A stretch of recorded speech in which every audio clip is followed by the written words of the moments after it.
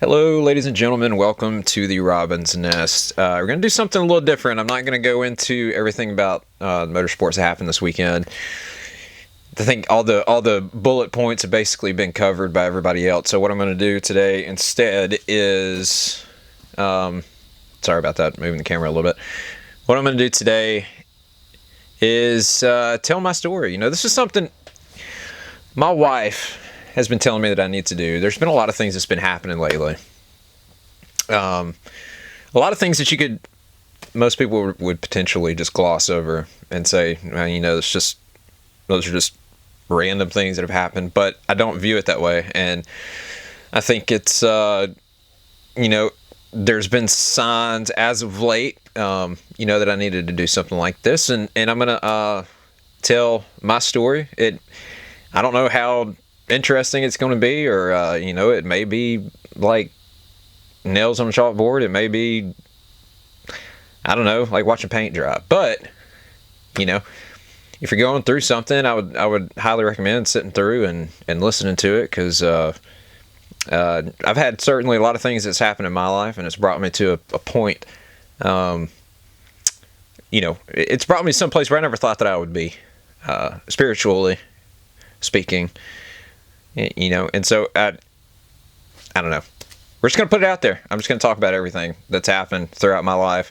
36 years old. I mean, there's been plenty that's happened in that time span. So, the usual deal. If you find my yapping interesting, make sure to like, subscribe, and leave a comment on all stuff. I feel weird saying all that with the subject matter today. I'm not trying to pitch anybody to do anything. I'm not trying to sell anybody on anything. This is just going to be me talking. So, without further ado, let's get into it.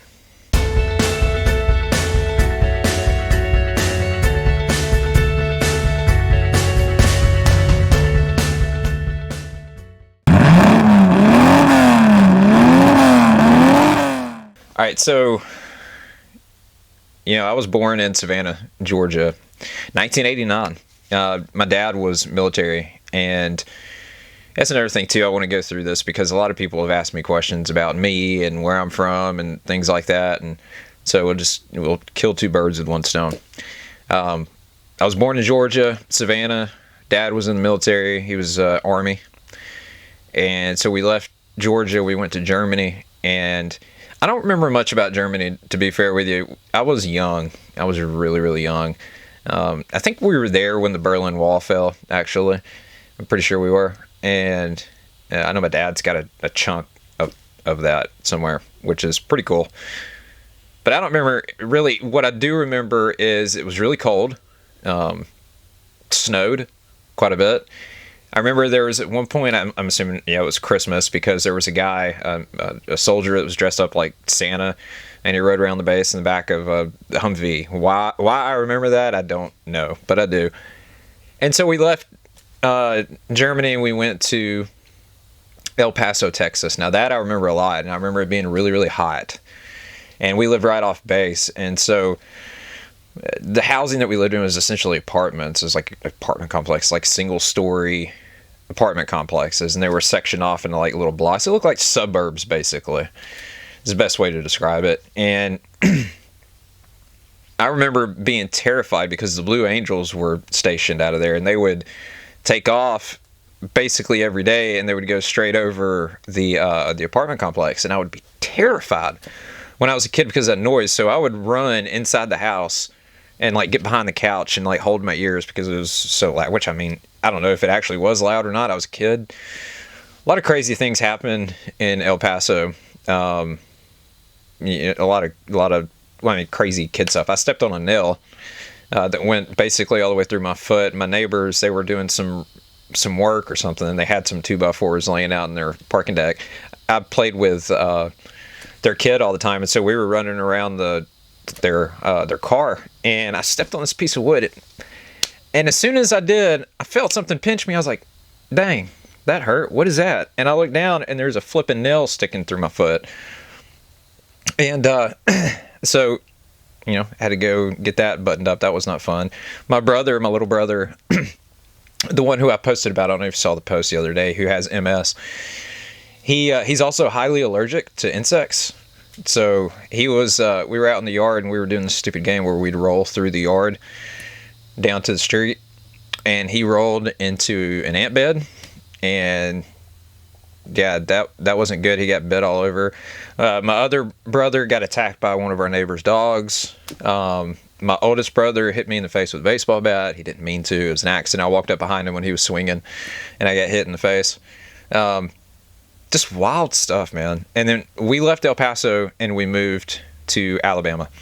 And when we moved here, we moved into, my dad had gotten sick in the military, and so he wasn't in the military anymore. We came back to Alabama, and we lived in this little house. It was a white house. I put a picture up. Now it's abandoned, and the whole front of it's fallen in or whatever. I think we were the last people that lived in it. Maybe not. Maybe someone else lived in it after us. I don't really remember. But it was this little, it's a little farmhouse basically. It was out in the middle of a cornfield, or a field, and I think my dad was paying like $100 a month for this place. This is back in the 90s, which is still cheap for the 90s. I mean, $100 a month. I remember you could look out into the backyard from the bathroom, from looking through the cracks in the wall. I mean, and that's nothing against my parents. I'm not saying anything bad about them. We were doing what we could at the time. They were doing what they could at the time. We were broke. That's just all it was. We were broke, and we were making it happen. And then we left that house and we moved into a jail. Now that house, by the way, the White House, is in a town called Nectar, Alabama, middle of nowhere, country roads, out in the middle of nowhere. Now, I guess the closest, biggest city to Nectar is Aniana.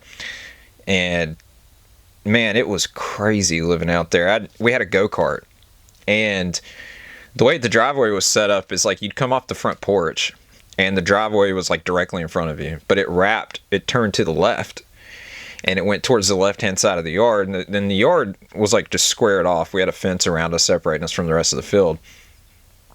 And, anyways, that driveway, it turned to the left, and there was a barn to the right. And as it went to the left, it kind of snaked back towards the right, and it went straight down to the road. And the driveway was gravel. So I was on that go-kart one day, and I hit that driveway. I come out of the yard, out of the grass and everything, and I hit that driveway, that gravel, and I whiskey throttled that that go-kart. Didn't stop. Turned the wheel, but it was gravel, so I was going straight and drove straight off into a ditch. And how in God's name I wasn't killed, I still don't understand to this day. That go-kart had like a cast iron steering wheel on it. It wasn't like a normal wheel. I didn't hit my face on it, nothing. I don't know how that happened. Slung my shoe off one day and it went through the window on the front porch, busted it out. Fun stuff. And then we left there and we moved into a trailer. And then we eventually, my great-grandmother passed away. She lived in Mount Olive, Alabama.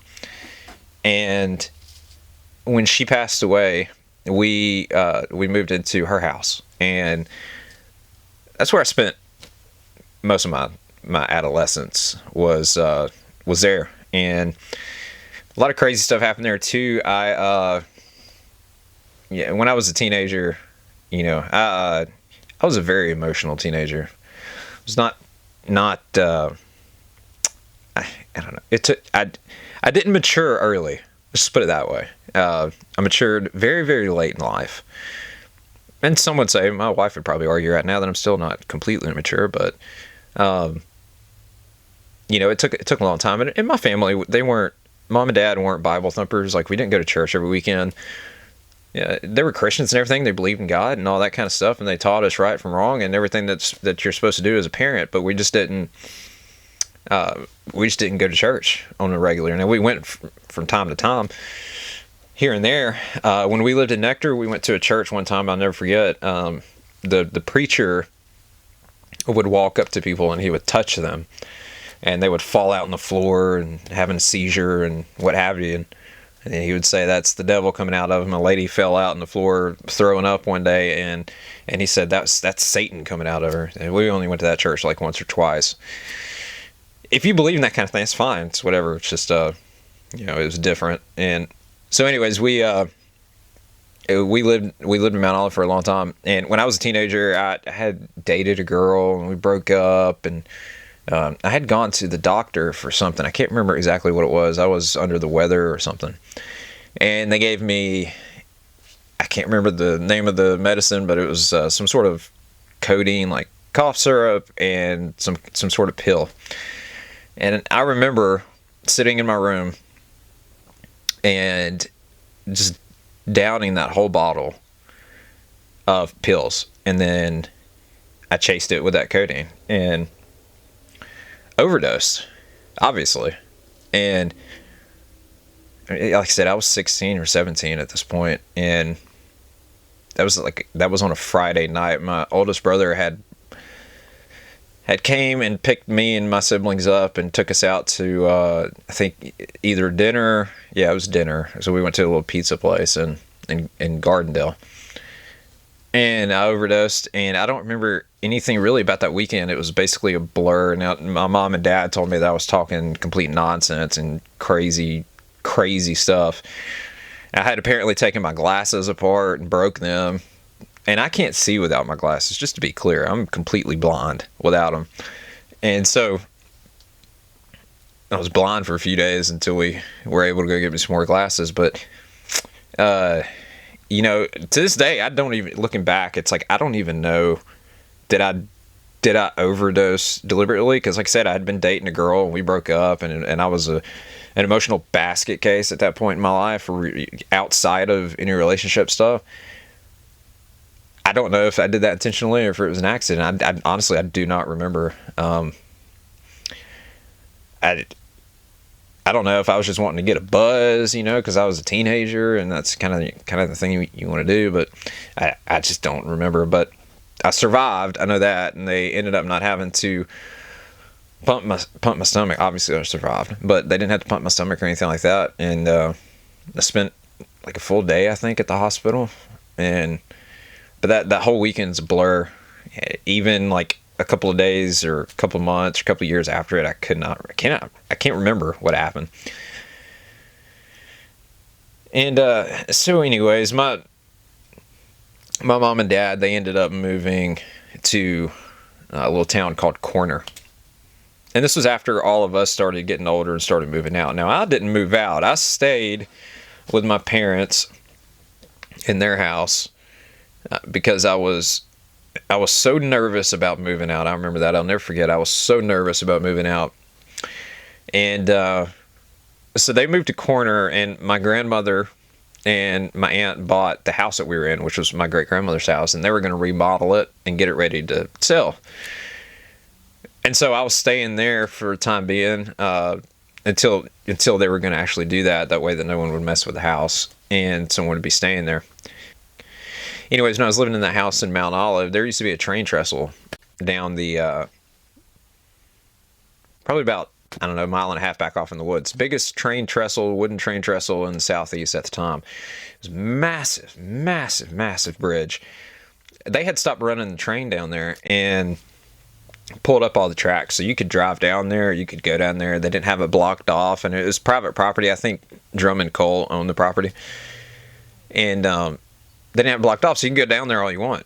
And that trestle was built, I think, in like 1900, and been there for a long, long time. And I woke up one morning, I walked outside, and it was like, I thought it was just foggy. I mean, it was really thick, what looked like fog. As I'm standing there looking at it, I hear a helicopter fly overhead. And then I look across the street in my neighbor's yard, there's a helicopter landing in my neighbor's yard. I'm like, what is going on? What am I missing here? So, come to find out, and then I started hearing the sirens of the fire trucks. Some kid had gone down there and set this thing on fire, shooting fireworks. Now that's, it's the official story. Now whether that's the actual story, who knows? It's just one of those things that sticks out in my mind. We used to go down there all the time when we were kids. Me and my friends threw a red Flyer wagon off the top of it once just to see what would happen. Absolutely destroyed it. And anyways, so mom and dad, they had moved to Corner. When my grandmother got ready to remodel the house, I left and I moved in with them. And Made a lot of bad decisions during that time period with mom and dad in Corner. Started drinking. I'd never drank before I moved out there, and they would go to sleep, and I would stay awake till about 12 o'clock at night, and I would sneak out. I'd go get my car, and I would drive to the liquor store and pick up a bottle of whiskey and come back home and go in my room and sneak and get drunk in the middle of the night. Bad, really, really bad decisions. I drove drunk one night, back off in Corner. This was like 2008, I think. The only time in my life I've ever done that. Yeah, because that's so stupid on so many levels. Not just because of the danger you put yourself in, but the danger you put other people in, obviously. Very, very, very stupid. And like I said, I was a kid, but would never do that again. And so I finally moved out of mom and dad's house, and you got to keep in mind during this whole time frame, I'm not doing church. God is like the last thing on my mind. I had gone to church when I lived in Corner with mom and dad for like a little bit. I can't Corner Crossway or something. I can't remember the name of the church, but anyways, I went there a few times, and I always found excuses not to go back. I would sit there and I would kind of not pay attention to the message, and if I ever did pay attention to it, it kind of got me. And so I was like, I don't think I want to do this. So I stopped going. I moved out of my mom and dad's house and moved into a little trailer in a place called Morris, Alabama.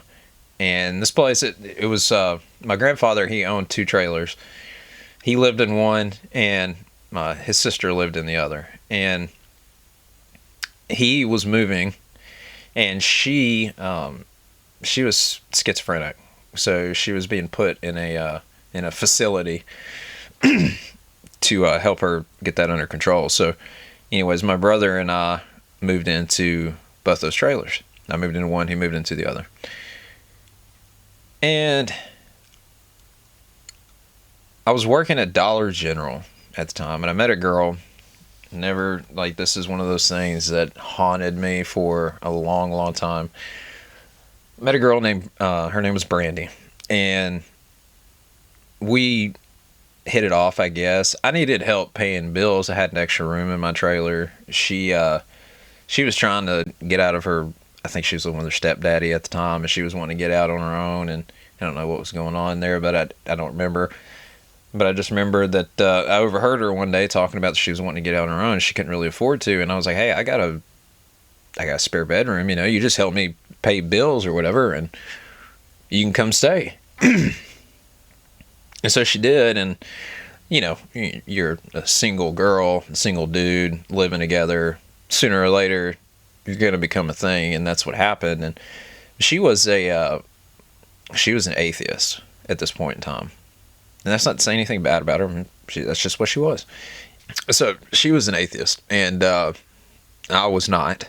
I was Christian, but I had no right, based on the decisions that I had made in my life up to that point, and the way that I was living my life, to cast any judgment on anybody about anything. Now, see, I know that now, and I know that looking back. But at the time, that's not what I thought. At the time, all I was thinking about was, we're together, but there's no way that I can be with someone who has a different religious beliefs than I do. How is that supposed to work? How was that supposed to work? I couldn't make it work in my mind. So we ended up having a big fight, and I essentially kicked her out. And not long thereafter, she was diagnosed with cancer. And I remember sitting in my living room in that trailer every night. And after she left, I think it was the same day, she called me, or it might have been the day later. She called me, and I didn't answer it because we got in a big fight. And I didn't answer it. But I went back and I listened to the message shortly thereafter. and she was apologizing. She's apologizing to me. Now, she had no reason to apologize to me. I'm the one that did everything in that situation. I'm the one that acted ridiculous. I kicked her out and all that kind of stuff. So, and said things. There's no physical confrontation, but it was just a verbal. And it's one of those deals, man. Like she got diagnosed with cancer. I never called her back. And I remember sitting in my living room every night and this is no exaggeration, I had my laptop sitting in my lap. I had Facebook Messenger pulled open. I had her name pulled open. And I never could bring myself to send her a message and talk to her and apologize to her, because I didn't want it to seem like I was just messaging her because she had cancer. And I knew that's how it was going to come across. And I never did. And that girl died. And I had the opportunity to talk to her. I just never took advantage of the opportunity to talk to her, And that stuck with me a long time. I met my wife now, Alex, about 8 or 9 years ago now, and Brandy passed away in 2013, I believe. And so I was still an emotional wreck when I met my wife about it. I remember sitting on my wife's couch crying about it. This is years down the road from when all that stuff happened. Just couldn't shake it. Couldn't shake it for the longest time. And even now, on occasion, it'll still get me. I think it was a couple months ago I went through a little spell where it was, gnawing at me. But it's one of those things, I can't go back and change it. It's one of those things. And so after her, I got married. I went and worked for Rick Hendrick for a little while, and while I was working there, I met someone, I'm not going to mention any names, who worked at the bank down the street. And so we hit it off, and we ended up getting married and got divorced. And then I met my wife, and we've been married. But after we got married, I think it was, my son, he's 5 years old now. And when he was born, he almost died. And it was like from that moment forward, the first, 3 or 4 years of mine and my wife's relationship was just chaos. Absolute chaos. We, all that stuff happened with him, and then, and what had happened was he was in the birth canal for like several hours before they induced, or before they came and got him out, and he almost died. So, not long thereafter, I think a couple of years or whatever, we were living in downtown Birmingham. My mom and dad had come by one day. They were on their way to Georgia to see my granddaddy. My granddaddy had cancer. He had melanoma, and it was misdiagnosed. And by the time they actually caught what it was, it spread. And so he was slowly dying, but he didn't do any of the chemo stuff. It's I don't blame him. It's just a tough deal. That stuff. Yes, it can save you, but it can also destroy you at the same time. So, anyways, he was sick. They had come by the apartment on their way out to Georgia. And Mom wanted to go up into the apartment and see Harlan, my son. And Dad said, no, we need to go ahead and go on and get to Georgia and see Daddy. And so I told Mom, I was like, no, yeah, just go. He'll be here when y'all get back. Y'all go get in the car and go on to Georgia and go see Granddaddy. Well, when they got out there, they spent a little bit of time with him. And then he passed away that morning while they were there. And the crazy thing is, the way that the time and everything worked out is if Mom would have went up there and seen Harlan in the apartment, then they wouldn't have been there when my granddaddy passed away. They would have gotten there afterwards and they would have found him. And, that last split second decision granted Dad time to spend with his daddy before he died. Now, when my granddaddy died, that destroyed my father. Absolutely destroyed him. My dad was really sick. My dad was really sick since the military, like I mentioned earlier. And he went downhill quick after my granddaddy died. He ended up getting fibrosis in his lungs, and he was dying slowly. I think they gave him, I don't remember how many years they gave him when he was diagnosed with fibrosis, but it wasn't long. It wasn't super long. And so he surprised me one day. We live in Mobile. My wife and I had moved to Mobile. And when we were moving, he came by our apartment in Birmingham and surprised me and spent some time with me before we left. But while we were down here in Mobile, he surprised me even further when he and Mom showed up down here. They drove 6 hours, and Dad, really, really poor health, made the trek down here to see me. They spent the weekend with us, and that time that Dad was here, he was walking around. He had to carry an oxygen tank around with him everywhere he went. My dad was 54 years old now. Okay, he's not an old man by any stretch of the imagination. There's some other things that happened, but it was just kind of obvious that things were going south pretty quick, and they ended up leaving, going back home. And the next day, it was a Monday, I was distraught basically all day. And I didn't understand why. I remember telling myself, I'm like, Dad's alive. You could literally just pick up the phone and call him. Like, he's not dead. Why are you this upset? I didn't understand, but I think subconsciously I knew that he was not going to be with us very much longer. And sure enough, about 2 weeks later, my sister called me in the middle of the night and told me that he passed away. And then my grandmother, his mama, Dad was her only kid, and so she didn't handle it well, and understandably so. I don't know how I would handle losing one of my kids, regardless of age. She didn't handle it well, and so anyway, she ended up passing away not long thereafter. And then my oldest son's mother, she passed away in that time frame as well. And so, like, on top of dealing with Dad being gone, my grandparents being gone, now not only do I have to deal with the fact that my oldest son's mother is gone, but now I'm about to have full custody of I can't remember how old he was at the time, 11, 12, something like that. So I'm about to have full custody of a kid. I had to drive up to Georgia to go pick him up. His mama had no one really knows what happened to her. She had some sort of medical emergency and passed away, and from my understanding.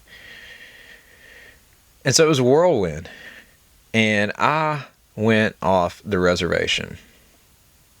I lost my mom for a good 2 to 3 years. I went off on my mother. I cut off communication with my mother, with my sister, with my siblings. And my brother out underneath me, Jeffrey, he's got MS, and during that time frame he had MS, and I just cut off contact with everybody, all of them. Why? I don't know. I have no idea. There's no excuse for it. I did it, and it's one of those things, man. You look back on situations and you wish you could do things differently. It's one of those scenarios. But I honestly, I had a mental break, and this, like I said, it's not an excuse, but it's just what happened. I had a mental break, and I absolutely went nuts. And my marriage with my wife was in tatters. I mean, it was strained to the absolute max. I couldn't hold a job down. I kept leaving jobs I'd get a job and I'd leave 2 days later. It was just rough. And then out of the blue, my dad and I used to sit around talking about kids. And one of the things that we talked about was, would I ever have a daughter? I didn't think that that was ever going to happen because most of the time, well, I mean, there are girls in my family, but boys are predominant. And I never thought I'd have a girl, but I do remember telling my dad that if I ever did have a girl, I would name her Eleanor, because my dad was a huge fan of Gone in 60 Seconds, the original Gone in 60 Seconds, and Eleanor is the Mustang in that movie. And so I remember telling him that if I ever had one, I would name her that. And but I never thought I'd have a little girl. But in the midst of all that chaos happening, my wife got pregnant again. And I remember she came home from having an ultrasound. I think that's what it is, ultrasound, one day. And I couldn't go with her for whatever reason. I think I was here watching Harlan or something. And she found out what the gender was. And she came and she told me that it was a little girl. And I couldn't believe it. It was a gift from God. 100%. 100%. With everything that was going on at that point in my life. With everyone who was gone. You know. And then, of course, immediately in my mind, I start thinking, you know, I wish Dad was here to see this. I wish my grandmother was here to see this. They'd be tickled to death, but they're the reason that it happened. I firmly believe that. You know, keep in mind, too, during this whole period, I was not a very godly person. You know, I just, for whatever reason, I just never gravitated towards being very religious, I guess the best way to put it. I never was. I never was. And then there was a dream I had not long after my grandmother passed away, because after Dad died, I didn't talk to my grandmother. I talked to her one time. And it was contentious because she was not in a good place. I was not in a good place. And so I didn't talk to her. But we were super close growing up. She took me to my first race in 2002. I used to go over to her house all the time. Every weekend, sit on the couch and watch racing with her. Even when I was a teenager, when I was grown. When I was living in Birmingham with my wife would come home from work and I'd be gone because I'd be at Grandy's sitting on the front porch talking to her and Gramps. But I completely abandoned her after my dad died. And, you know, I had a hard time dealing with that. I still have a hard time dealing with that. But, you know, I was beating myself up really, really hard after she died about not being there for her. And I had a dream one night where I walked into a hospital, and she ended up having what we think was a blood clot or something like that. And my sister had taken her to a hospital for some chest pain, and she died in the waiting room. And I had a dream about her not long after that. I walked into a hospital, and she was in the waiting room talking to some people, and we were there for something else. And we checked in, and then we turned the corner, walked down the hallway, and I blacked out. I fell on the floor, passed out. When I came to, my oldest brother, was standing over me, and he was like slapping me in the face, trying to get me to come back too. And I stood up, and I was like, "Man, what happened?" He's like, "I don't know. You just blacked out for some reason." I was like, "Man, that's weird." And so while I'm standing there, my grandmother comes, and she turns the corner, and it's like she had been called back by the nurses, so the nurse was leading her to the back. She stopped when she got directly in front of me. She turned to me, and she walked over. She gave me a hug, and she told me, she said, "I love you, and I'm not mad at you." And then I woke up. But to me, that there's no clearer sign that there was a higher power talking to me that night. And I've had very, very vivid dreams ever since that happened. And I had a dream a couple months ago where I was standing in front, and by the way, the dream about my grandmother in the hospital, come to find out, we went up to Gardendale after I had this dream, And this hospital I had never been to before, that my son tripped and fell and busted his face, and we had to take him to the hospital while we were there. I'd never been in this hospital before in my life. It's a new hospital. And we walked in there, and it all came to me. The dream I had about my grandmother, the hospital in that dream, was the hospital that we ended up going to with my son, that I had never stepped foot in before I went with my son. So I had a dream about a hospital I've never been to before. I mean, the layout, everything was perfect. It's exactly the same. Never seen pictures of it, nothing. Had no clue. Absolutely insane. But I had another dream a couple of months ago that I was standing directly in front of Jesus, and he handed me a cup, and he told me to drink this, and I said, why? And he said, because I will be a part of you forever if you do. And so I took it, tilted it up, and woke up. And so I've just been having crazy stuff like that happen. But it's all brought me to a place in my life. It's like looking back at some of the stuff that I've done, and I deserve no forgiveness for, in my mind, from any of the people that I've wronged over the years. Why am I seeing signs everywhere now? What is God trying to do with me? You know, like I said, if you let yourself notice the signs, they're there. They are there 100% of the time, all the time. They are everywhere. And I know people are going to see this and they're going to say, well, you're just reading into things. No. I mean, that's fine. You can believe that. Maybe I am. But I don't believe that. You know, when it's going to sound real nerdy, but so the last day I saw my dad was on a Sunday. That following Monday, or Sunday night actually, my wife and I were watching Battlestar Galactica. It's nerdy, I know it is, but I love the show. But I had never seen it all the way through before. You know, back when it was coming on TV back in the 2000s, I just watched it here and there, but I had never seen it all the way through. And we got to the last episode that Sunday night after they had left and went home. And one of the lines in the show towards the end is Lee Adama and his dad, or vice versa. I don't remember which one's Lee. I think the son is. And anyways, he's talking to his dad, and his dad tells him, because the president's dying and he's got to take her somewhere, whatever. He turns to his son and he tells him, he's like, I don't have a lot of time, son. And then they give their final goodbyes, and they know that it's going to be the last time they see each other. They even mention that in the dialogue between the characters. And so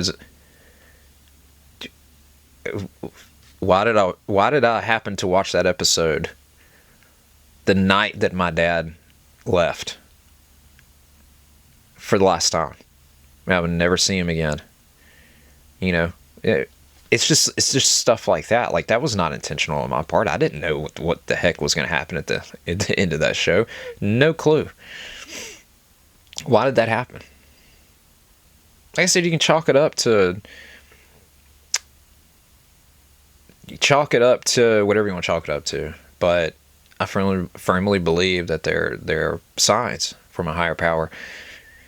And I'm telling you all this stuff about my history and my past and stuff to just get to this, and that is, I feel like I'm being called.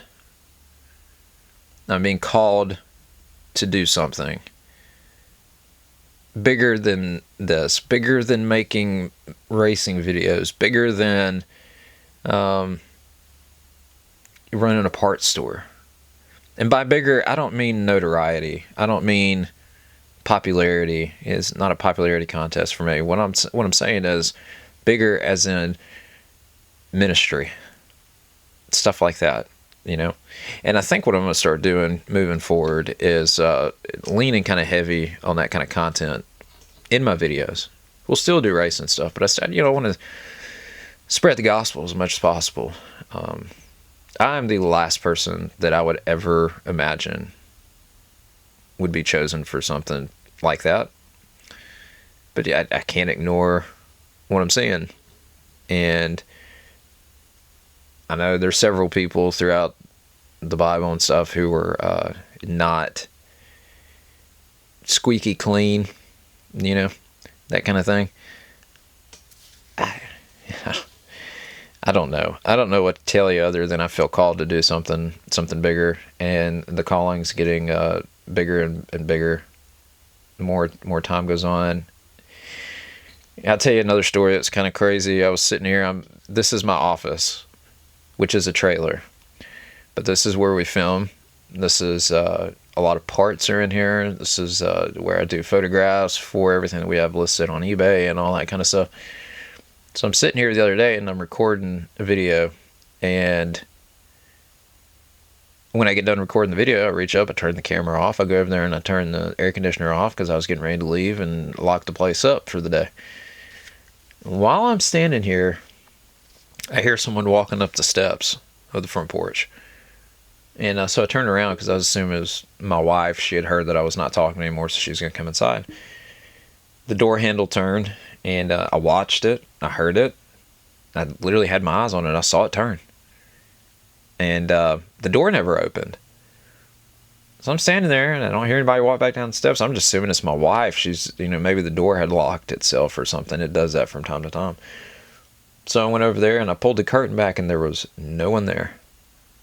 I looked out in the yard. There was no one there. There was not enough time from when I walked over to that front door, from when I heard that door handle and saw that door handle turn, there was not enough time for anybody to run away.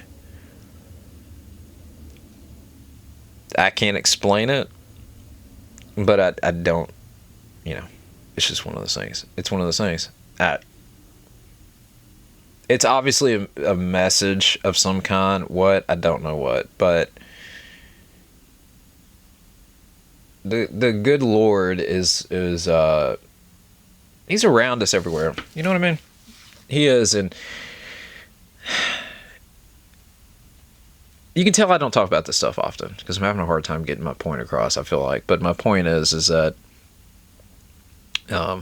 my mind has kind of been opened. Maybe it's just because maybe it's PTSD. Maybe that's what it is. I don't know. After everybody passed away, maybe that's what it is. Maybe that's I needed a shock to the system,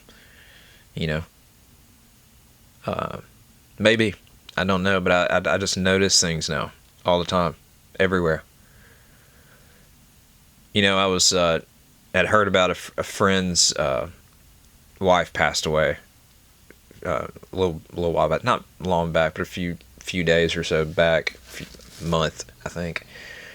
And I was sitting out on the back of the truck thinking about it earlier, and while I was thinking about it, because we were all friends back in the day, and so I don't really know her well, but still sucks obviously to hear that happen.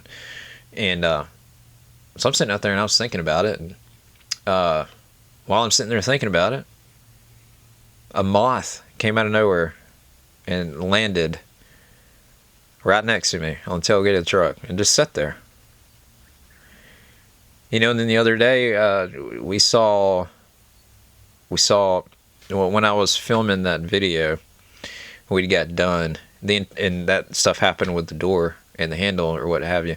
The entire time I'm sitting here filming, there's a flipping moth sitting right here on the end of the camera. I kept having to swat. So if you go back and watch that video, it's edited where I had to keep cutting myself out because that moth kept getting in the shot. And it was like when I was sitting out there, the same one showed up. So there's an energy around here for some reason. And I think this is what it is. But anyways, I guess that's really it. If you enjoyed listening to that, hopefully it helps somebody. We all go through nonsense. And, I've personally have come out the other side looking at it in a positive light, and I think I'm going to do something with it. I think we're going to start doing ministry. We're going to start spreading the gospel. Now, whether that's YouTube or what have you, that's what we're going to work on. Be the hands and feet of God, essentially. And speaking of that, by the way, I want to say this real quick before I do let you go, is As far as church and stuff goes, one of my biggest gripes with church has been that most of, especially here in Alabama, most of the churches that I've been to and that I've seen are like your milquetoast style Christians who are afraid to say what needs to be said. Okay? Don't be that way. It doesn't have to be pretty, okay, all the time. Yes, you are supposed to be nice. Yes, you're supposed to do this, and yes, you're supposed to do that as a Christian. But you are also supposed to call out things when you see them. Blasphemy, anything, whatever it is. You have an obligation as a follower of Christ to call it out and to say that that is wrong. This is not correct. You also have an obligation to, when you are speaking the gospel, to speak the gospel. Don't dance around things because it may be politically incorrect. No. You say it like it is. You say what's there. Period. That's it. And don't be afraid to stand up for God, for Christ, for Jesus, whatever you want to call it. Do not be afraid to stand up for it. Him. And do what's right. So that's it, guys. Thanks for watching. Love you. Peace. We'll catch you later.